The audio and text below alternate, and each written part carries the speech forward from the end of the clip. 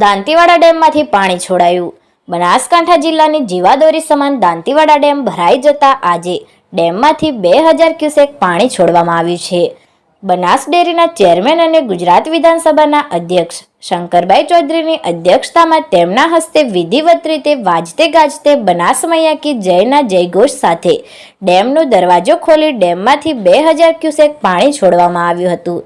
આ પ્રસંગે બનાસકાંઠા જિલ્લાના ભાજપના ધારાસભ્ય, જિલ્લા ભાજપના હોદ્દેદારો વગેરે ખાસ ઉપસ્થિત રહ્યા હતા।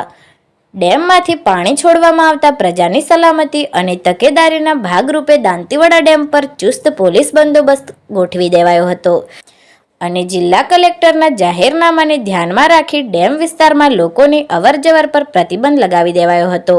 દ્રશ્યમાં આપ જોઈ રહ્યા છો ડેમમાંથી પાણી છોડાયું તેના અદ્ભુત દ્રશ્યો।